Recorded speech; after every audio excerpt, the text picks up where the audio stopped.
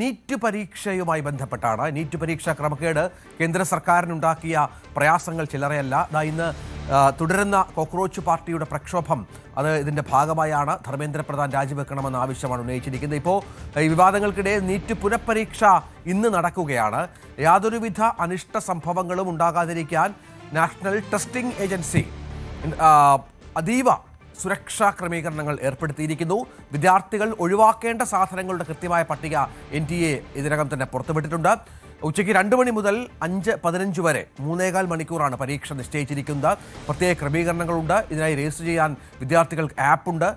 നേരത്തെ തന്നെ പറഞ്ഞിട്ടുണ്ട്, SMS യുമായി ബന്ധപ്പെട്ടുള്ള വ്യാജ പ്രചരണങ്ങൾ വിശ്വസിക്കരുത്, പണം ആവശ്യപ്പെടില്ല, OTP വരില്ല. അങ്ങനെ നിരവധി ക്രമീകരണങ്ങളോടെ അതീവ സുരക്ഷിതത്തിലാണ് കാര്യങ്ങൾ. ഏതാണ്ട് കോവിഡിൽ ക്വാറന്റൈനിൽ ഇരുന്നതിന് സമാനമായ ക്രമീകരണങ്ങളോടെയാണ് ഈ പരീക്ഷാ പേപ്പർ തയ്യാറാക്കിയവരെയും അത് കൈകാര്യം ചെയ്യുന്നവരെയും സർക്കാർ ഇത്തവണ മുന്നോട്ട് കൊണ്ടുപോയത് എന്നത് പ്രധാനപ്പെട്ട ഒരു കാര്യമാണ്. TG സൈത്ത് വിവരങ്ങളുമായി ചേരും. സൈത്ത്, വലിയൊരു നാണക്കേട് കേന്ദ്രത്തിലുണ്ടാക്കിയ ഒരു സംഗതിയാണ് നീറ്റ് പരീക്ഷ ക്രമക്കേട്. കുട്ടികൾക്കും ഉണ്ടാക്കിയ മാനസിക പ്രയാസം ചെറുതല്ല. അതിനെയൊക്കെ അതിജീവിക്കുക എന്നുള്ള വലിയൊരു കടമ്പയുണ്ട്.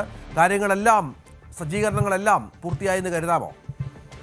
Ranjith, good morning. എന്തായാലും രഞ്ജിത്ത് സൂചിപ്പിച്ചതുപോലെ രാജ്യത്ത് ഇതിനു മുമ്പ് ഇങ്ങനെയൊരു നീറ്റ് പരീക്ഷ നടന്നിട്ടുണ്ടാവില്ല. കാരണം അത്ര അധികം സുരക്ഷാ സംവിധാനങ്ങളുടെ ഇടയിലാണ് നീറ്റ് പരീക്ഷ നടക്കുന്നത്.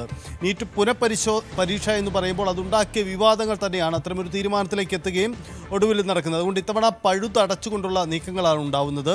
സമൂഹ മാധ്യമ നിയന്ത്രണമടക്കം കൊണ്ടുവന്നുകൊണ്ടുള്ള വലിയ നീക്കങ്ങൾ, വ്യോമസേനയെ ഉപയോഗിച്ചുകൊണ്ടുള്ള ചോദ്യപേപ്പർ വിതരണം, ഇങ്ങനെ എല്ലാ അർത്ഥത്തിലുമുള്ള സുരക്ഷാ സംവിധാനങ്ങൾ ഒരുക്കിക്കൊണ്ടുള്ള നീക്കങ്ങൾ തന്നെയാണ് നടക്കുന്നത്. നേരത്തെ നമ്മൾ സൂചിപ്പിച്ചതുപോലെ രാവിലെ 11 മണി മുതൽ തന്നെ നമുക്ക് ഇത് പരീക്ഷാ കേന്ദ്രങ്ങളിലേക്കുള്ള പ്രവേശനം അനുവദിച്ചു തുടങ്ങും. ആളുകൾക്ക് പ്രവേശിച്ചു തുടങ്ങാം.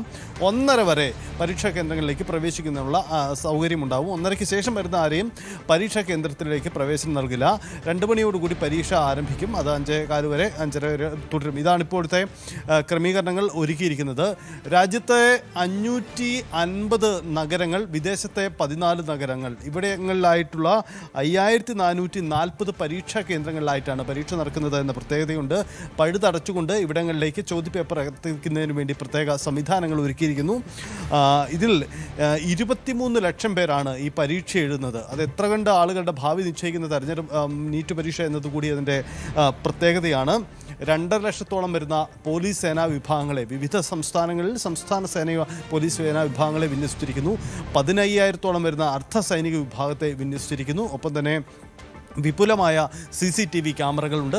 ഒരേ സമയത്ത് ഇന്ന് രാവിലെ മുതൽ തന്നെയുള്ള സമൂഹ മാധ്യമങ്ങളിലൂടെയുള്ള കൃത്യമായ നിരീക്ഷണമുണ്ട്. കാരണം ടെലിഗ്രാം ആപ്പുകൾക്കൊക്കെ നിയന്ത്രണം കൊണ്ടുവന്നിട്ടും VPN ഉപയോഗിച്ചുകൊണ്ട് വ്യാജ ചോദ്യപേപ്പറുകൾ വിതരണം ചെയ്ത ഒരു വ്യക്തി രാജ്യത്ത് അറസ്റ്റിലാവുന്ന ഈ സാഹചര്യം ഉണ്ടായിട്ടുണ്ട്. ഇങ്ങനെ ഈ പരീക്ഷ അട്ടിമറിക്കാനുള്ള ശ്രമങ്ങൾ നടക്കുന്നതായ സംശയം നാഷണൽ ടെസ്റ്റിംഗ് ഏജൻസിക്കുണ്ട്. അതുകൊണ്ടുകൂടിയാണ് പഴുതടച്ചുകൊണ്ടുള്ള സംവിധാനം നടക്കുന്നത്. എന്തായാലും നീറ്റ് പരീക്ഷ നടക്കുകയാണ്. സംസ്ഥാനത്തിൻ്റെ വിവിധ കേന്ദ്രങ്ങളിലും പരീക്ഷ നടക്കുന്നുണ്ട്. എന്തായാലും 11 മണിയോടുകൂടി ഇവിടേക്ക് പ്രവേശനം അനുവദിക്കും. വളരെ പ്രധാനപ്പെട്ട പരീക്ഷയാണ് നടക്കുന്നത്. തീർച്ചയായും. അതിനിടയിൽ ദില്ലിയിൽ